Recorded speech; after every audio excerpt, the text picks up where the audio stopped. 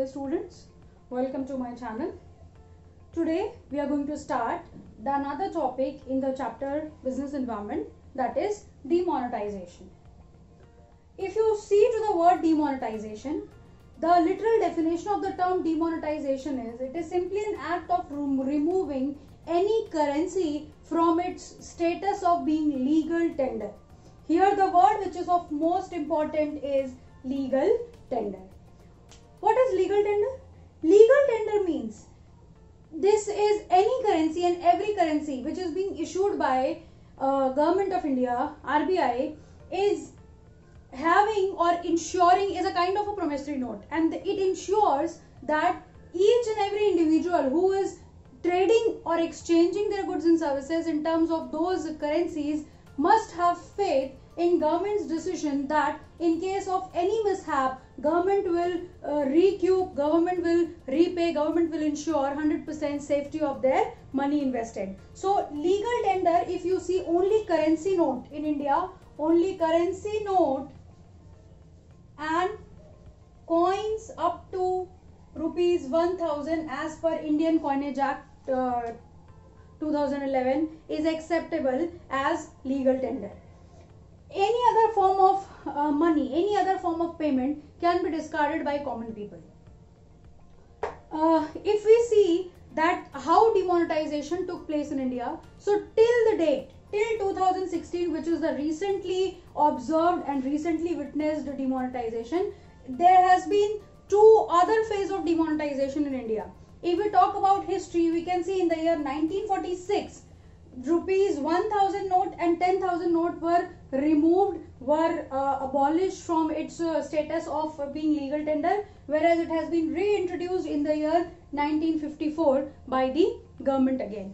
If we talk about the second phase, that is again in the year 1978, rupees 1000, 5000 and 10,000 were removed from the status of being legal tender by the process of called demonetization.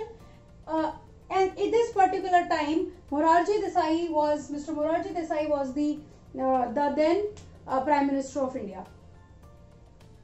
Later, we see that in the year 2016, 8th November 2016, once again this step has been taken by the present government, the present Modi government, to remove the status of 1500 rupees currency note from its status of being legal tender. Here I must discuss one important fact with you, that in the year 1934, for the very first time, 500 and 1000 rupees notes, currency notes were introduced in India. In the year 1938, 10,000 rupees currency note was introduced in India, and in the year 1954, 5,000 rupees currency note were introduced in India. So that's something interesting and important. You may like it. Now the question is, we have to discuss everything in the purview of the recent demonetization took place. For all these demonetization took place in India in different phases. What was the major aim? What was the purpose behind? The very first purpose is to curb the corruption.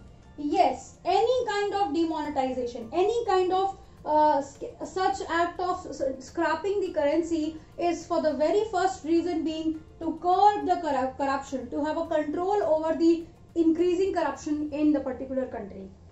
Next, it always worked as a barrier over all the illegal activities. Reason being, the currency notes, the higher denomination currency notes becomes a major it is easy to create a major chunk of such money and to reinforce, to drain the money in any sort of illegal activity. So if the government simply reduce, if they simply demonetize such currencies, so illegal activities, it will be helpful, it will be easy to curb the functioning of illegal activity up to a certain limit. Talking about the next, it helps to control in the operation of parallel economy. If we talk about the recent demonetization took place on 8th November, almost 86% currency of rupees 1000 and 500 which was in operation was fake. It was all fake currencies into operation, which gave a major lift to the government to demonetize such currency. Reason being, there can be a control exercise over the operation of parallel economy, fake economy. Removing the fake currency, yes, this is the act with which all the fake currencies, any such duplicate currencies, any illegal activities can also be prevented. And at the end, the terror funding can be stopped. There were so many rumors at the time of the recent demonetization took place that yes, there are different countries using these fake currencies for funding terror. Yes, this is also, we can't justify this 100%, but yes, up to a certain extent, this information was also very much correct. So you can see these are the major aims of demonetization for a particular currency in a particular country. Talking about the features of demonetization, yes, demonetization always works as a tax administrative tool for the government. If we talk about before 2016, the tax collection was just 2% of the total revenue generated by the Indians in India. But after this, the data reaches to 5%. This data reaches to 5%, which means the collection of tax has already been increased.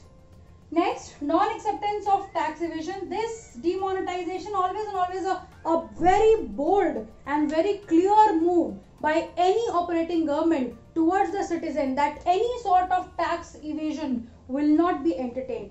किसी भी तरह की tax की चोरी बर्दाश्त नहीं की जाएगी. So government has gave a very clear message that tax evasion won't be accepted anymore. Talking about the next, yes, if we remember the year 2016, where the currency were banned, it has impacted majorly the ladies and the housewives because they have kept a lot of money at their home in their wallets, in the almirah, and in different format.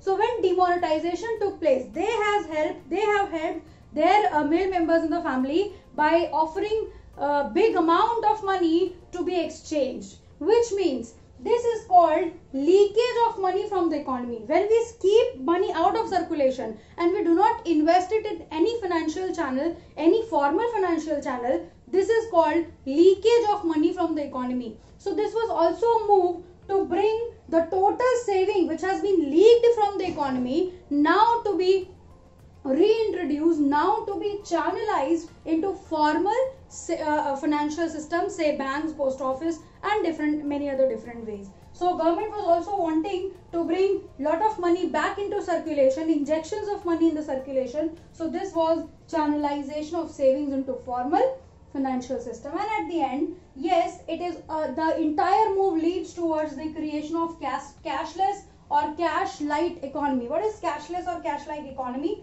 Moving towards digitalization, moving towards e-modes of money operations.